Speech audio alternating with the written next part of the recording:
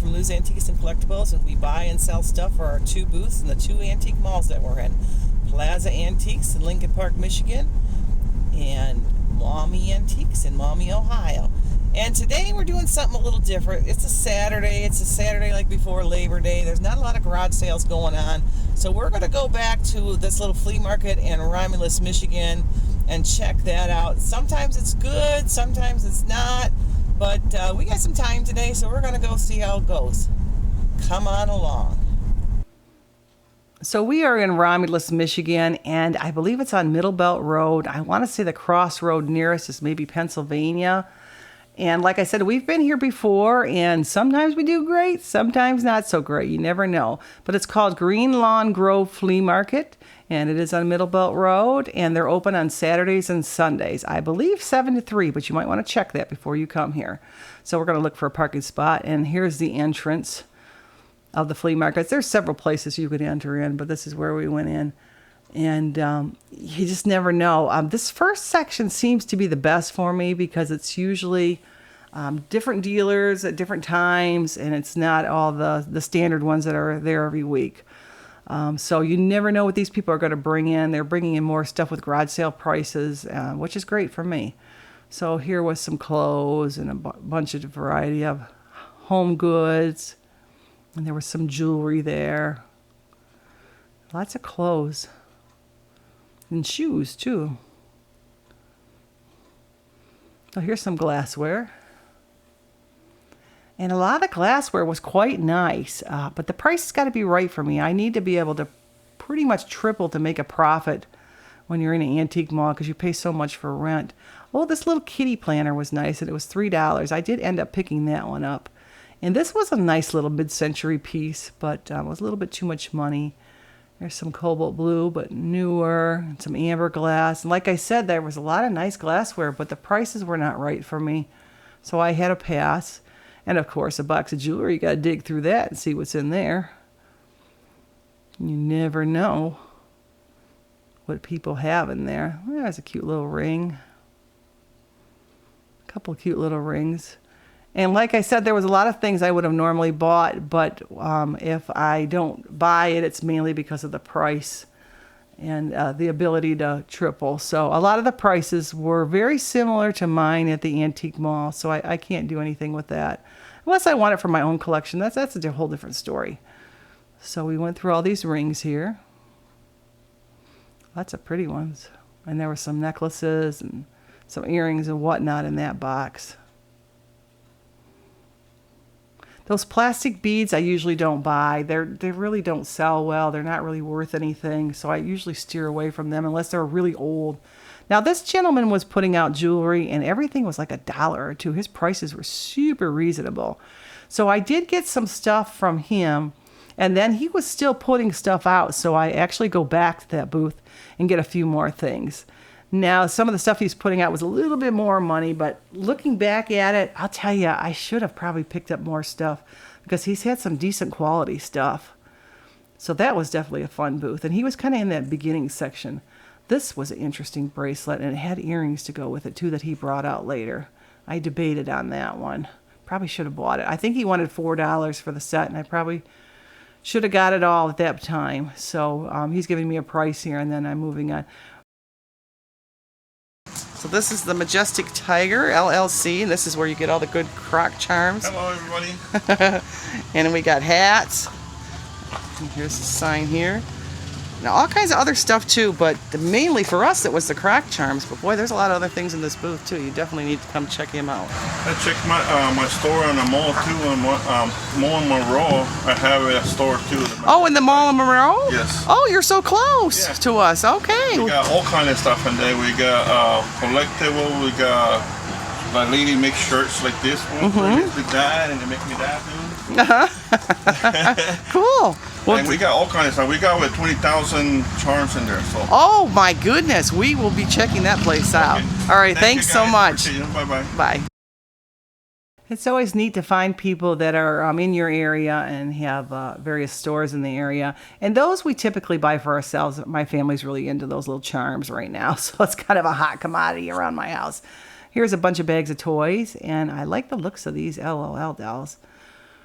3 of them for $2. That's not bad.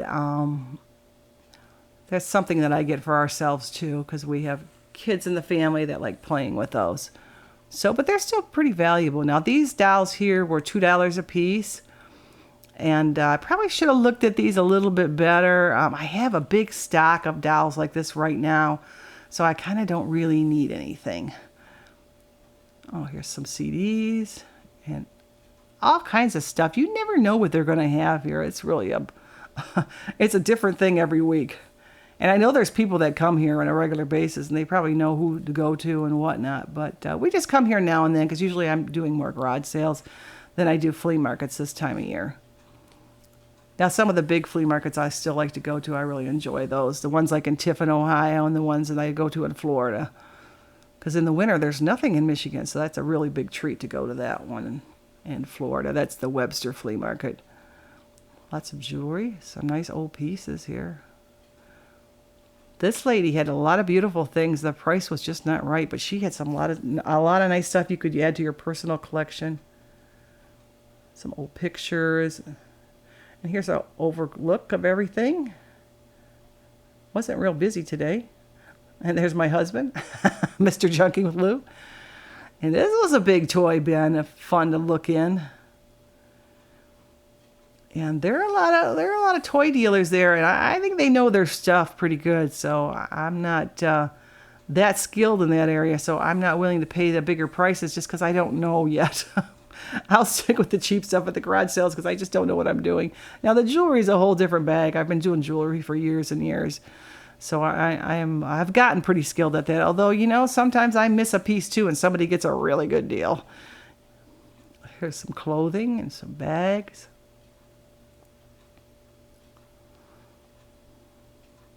And a big variety. And here's some more jewelry. Lots of jewelry at the flea market today. I wish the prices were just a little bit better for me. But boy, they had some nice things. And here's some more. This is all sterling silver in that bin. A good deal in sterling silver if you are looking for something for a gift or whatnot. Nice quality pieces that are much cheaper than the jewelry shops are.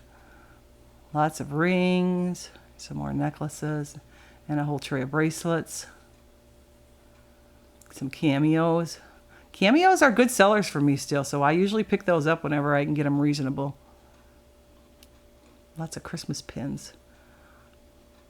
And here's some more booths. There's some booths there that are mainly all new things, which sometimes I buy from those folks because I need some things for my home. But I typically look for the old stuff. And as you can see here, I'm in a big bin of jewelry. A lot of times it's not priced, and you never know what it's going to be. Sometimes they'll say $1 for everything in the box, and sometimes they'll say, well, it depends on the piece. And of course, everything I pick out is $20. So that's really discouraging. But you never know which way it goes. So you kind of got to ask on a couple things to find out what the dealer is thinking. Vintage jewelry, right up my alley. There's a lot of earrings here. So it's kind of a bit of a pet peeve of mine when they don't have pricing. But, you know, you hate to not ask because sometimes you're really surprised at how good the pricing is, too. I guess when I do shows, I like everything marked so that people know what they're getting into. But maybe people are overwhelmed with how much product they have. I'm not sure. So here's a big table full of pins and necklaces. And I believe this is the guy back in the beginning I went back to and bought a few things from him. Oh, yeah, I bought that. That was $3, but that was a nice piece. I don't think it's real turquoise. It's costume, but still very nice. So I did pick up that.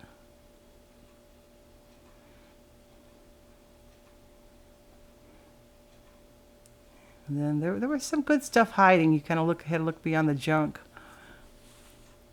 Like I said, I typically stay away from plastic beads unless they're like the ones from the 50s that have several strands of them on there.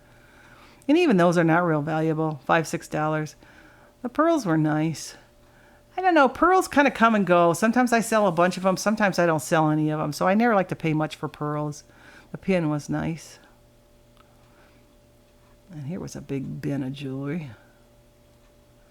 I was definitely digging through. It was definitely a fun experience going there. I haven't been there in a long time, and it was fun to dig through all the stuff and see what kind of things that they did have.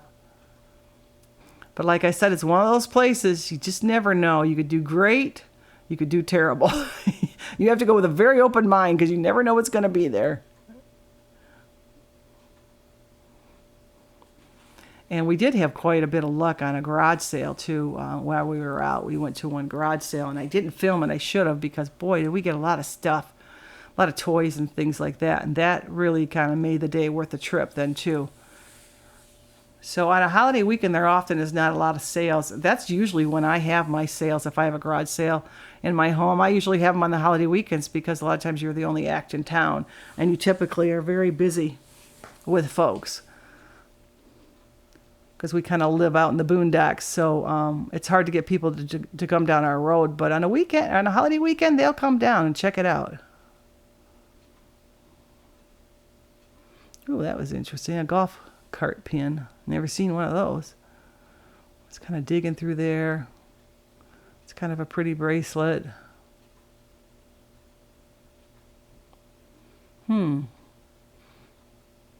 Lots of new pieces. Bracelets kind of were not what I was thinking about. I will buy a lot of new things, but it has to be something unusual or something of good quality. That was a nice piece with the pearl in the middle. It was an older piece, but not real valuable. And the leaf was a good pin there. Those are the pins I typically put on the, not in a case, but in the outside of the booth. They're usually, I tend to do those $5 and under. There's a whole bunch of rings. That was a neat ring. I think that was a Harley Davidson ring. Ooh, look at all these necklaces. Oh yeah, that piece is pretty nice. Right there, buddy. I picked up that piece. I thought it could be sterling. It had a mark on the back. It was really filthy. But it was alpaca. But still, those have some value to them, and I do quite well on those. So I pick those up when I see them. Now, I could be wrong on this. You can correct me if I'm wrong. I believe the alpaca has some silver in it, but it's not considered sterling. It's not as pure as a sterling. Now, if I'm wrong, please correct me in the comments. But regardless, I usually do still pretty well with that. And those pieces there, I thought were sterling, and he thought they were too. So I ended up putting that big necklace back, which was a bit of a bummer. That was a nice piece of sterling, but way too much for me. I should have bought that red set right there. That red set with the bracelet, the carved bracelet and the earrings. But I didn't, and I kind of regretted not buying. I think he wanted $4 for it, but it was a nice set. So as he brought more stuff out, it seems like it got more expensive. It started out as $1 or $2, but then when I came back, it got a little bit more expensive, which maybe he had the good stuff in the bottom of the box. So I didn't buy as many things as I had hoped to, like in the beginning. Definitely a fun dealer to visit again. I definitely would want to go back and see him again, though. He had some unusual pieces.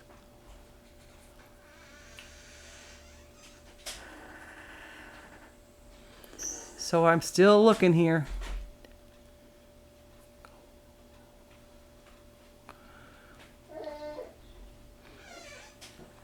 And if you see or hear some background noise, we got a baby in here with us. Maybe while I'm narrating, so you never know what's going to come out of her mouth. So there was a lot to look at. He definitely had some interesting things. And it took me quite a long time. I probably spent the most time at this gentleman's booth. And it was fun to dig through all his stuff.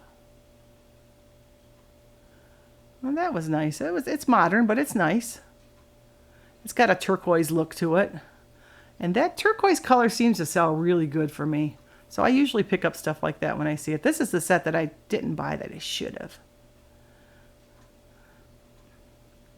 But, oh well. Live and learn. Sometimes you miss things that are good. That was kind of cool. So I kept looking at it and kept looking at it. And the bracelet, if you know what that is, I want to say that's, Oh, it's carved. So I want to say Cinnamore. Or I'm not sure the name of that. But if you have the name, let me know in the comments. And we're going to head on out of here and go home and show you what we got. So these are all the things that I got when we went to the Romulus flea market. So we did hit a garage sale too, so I have some of that stuff out.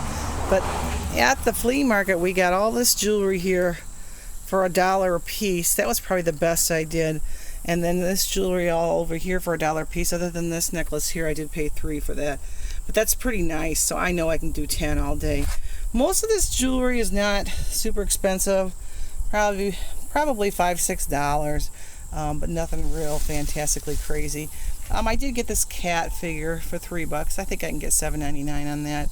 I got the LOL dolls for $3 of them, so I can get a couple bucks a piece on that. And then the biggest fun thing was all these little croc charms. He had any kind you ever wanted, so we'll put the information for that on YouTube so you can check that guy out. Now over here, this is the stuff I got for a garage sale. I paid 50 cents for the stuffed animals, but $1 for the larger one there, and then I paid $1 for this. I'm not sure if that's worth anything. The stuffed animals, I know they're worth at least $5-6 a piece, so that was pretty good. And lastly, at the garage sale, I got all these figures for 50 cents a piece. I get between $5 and $7 for these pretty consistently, so that was a very good buy. So but like I said, that came from a garage sale on the way home. So between the flea market and the garage sale, I think we did pretty good. So I did get, like we said, all these little croc charms. They were $15 for $5. Can't beat that price. So those are just fun. Those are for ourselves. So this is Lou from Lou's Antiques saying goodbye, and we'll see you again. Bye.